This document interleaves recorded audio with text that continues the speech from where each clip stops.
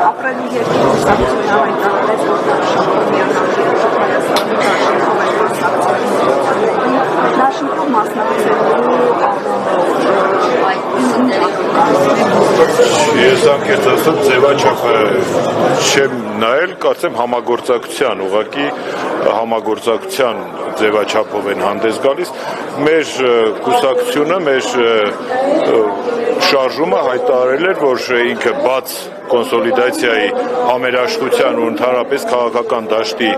միավորման ու կոնսոլիդացիայի կողմնակից է, դիտեք դա այդ շարքից։ Մանավանդ քանի որ իշխանությունները փոփոխություններ արեցին իրական օրենսգրքում կոնկրետ անվան հետ կապված ու ձեր անվան մեջ էլ այսպես անձնանուն կա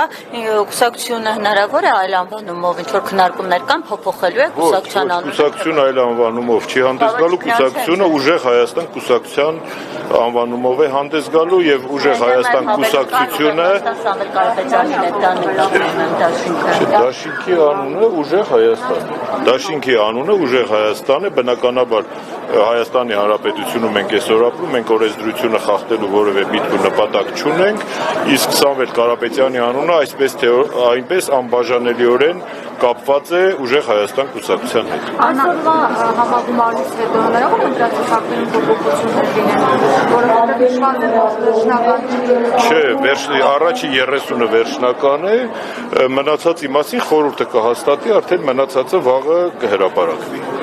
Առաջի 30-ի մեջ այլևս փոփոխություն չի լինի։ Պարոն Ասլանյան, Նիկոլ Փաշինյանը Ազգային ժողովի անձնանից հայտարարեց, որ օրինակ եթե Սամվել Կարապետյանը, Քոչարյանը եւ Ծառուկյանը խորհրդարան անցնեն, շատ վատ բան է լինել։ Ինչ է Այսինքն Նիկոլ Փաշինյանի անցնելը շատ վատ բան չի, մյուսների անցնելը շատ վատ բան է։ Ինչ է ակտարկում, ակտարկական տեխնոլոգիա է, բանեցնում է ուղղակի պատերազմի հետ բոլոր ասոցիացիաները կապված են քաղաքացիական պայմանագրի իշխանության հետ եւ անձամբ Նիկոլ Փաշինյանի անվան հետ։ Այլ մյուսները որևէ այդ թվում ոչ միայն ձեր նշած կամ իր նշած երեքը, ես Հայաստանի Հանրապետության ընտրական պրոցեսներին մասնակցող որևէ ուժ չգիտեմ, որ պատերազմի հռետորաբանությամբ է հանդես գալիս եւ ինչ-որ ագրեսիա կա մեջը, հետեւաբար դրանք բոլորը ընտրական տեխնոլոգիաներ են բնակչությանը մանիպուլացնելու համար։ Պարոն Ասլանյան, մի ճշգրտող հարց, թե կուսակցությունը այս մասին տարբերաբար տարբեր անդամներ խոսացել են, խոսքը հետընտրական փուլով արդեն ինչ-որ միավորումների մասին է, այսպես հնչել է,